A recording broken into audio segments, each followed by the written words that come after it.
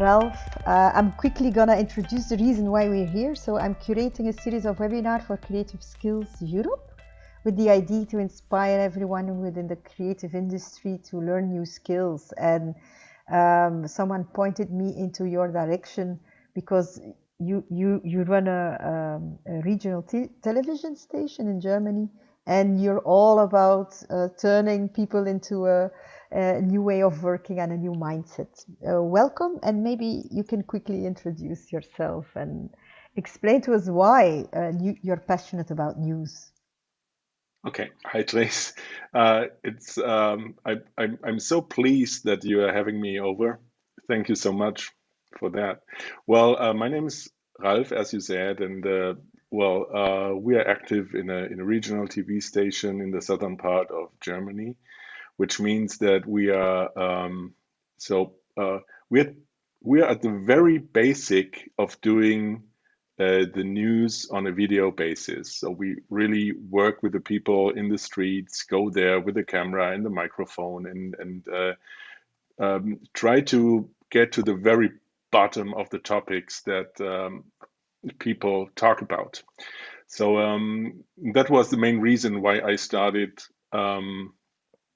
Uh, yeah, going to regional television and staying there because you are so much bound to the very basics of journalism that you can play the whole game through in one small station basically, and that's why it's still fun.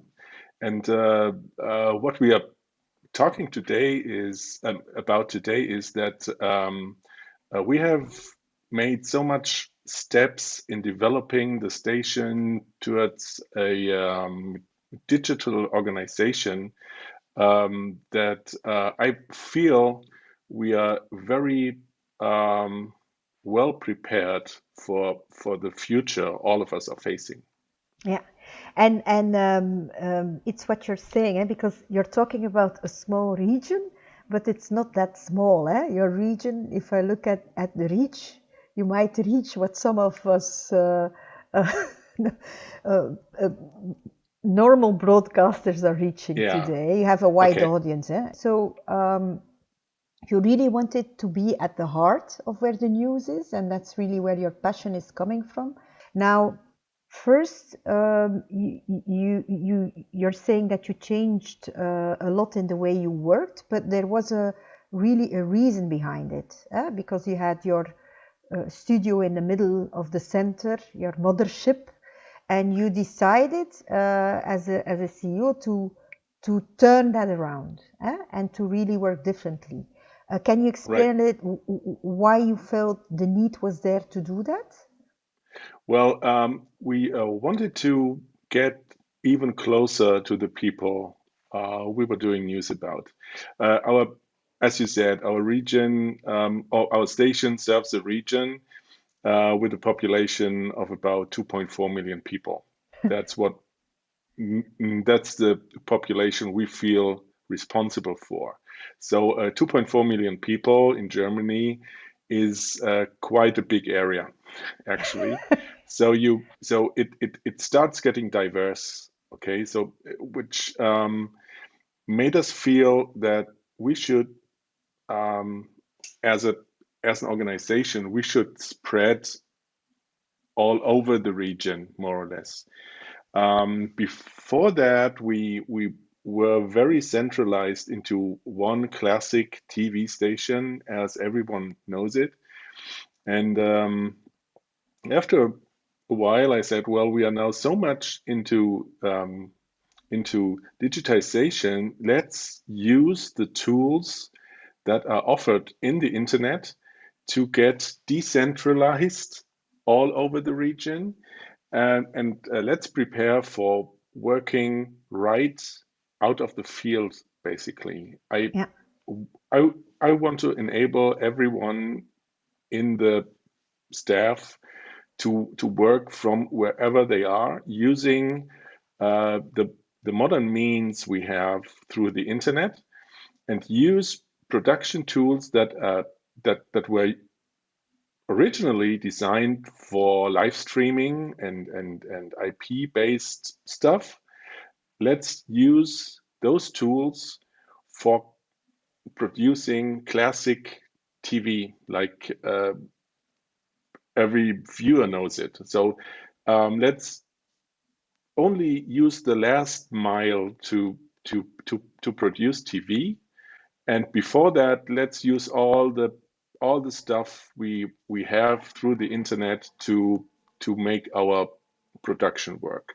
Yeah. And this gave And us total flexibility in the production workflow, and really pushed everyone totally forward, and gave us total flexibility in everything we're thinking about. And to make it clear, you did it before the pandemic. Eh? You have these ideas, you have this vision, and then you have your team. How did you take your team in that mindset? Because I think it's not that easy. I know journalists, they're used to a way of working. How did you manage to convince everyone to do that? Mhm. Well, of course, it didn't work from one day to another. We had a process of several years, basically. At first, we convinced, uh, authors who were used to go in the field with the cameraman and the sound engineer, and many persons that are doing TV usually. We convinced them that they could be really more flexible, um, more more deep diving into the news if they were able to use their own equipment. And this took a while to convince really everyone that you should develop skills to use all the technical equipment by your own.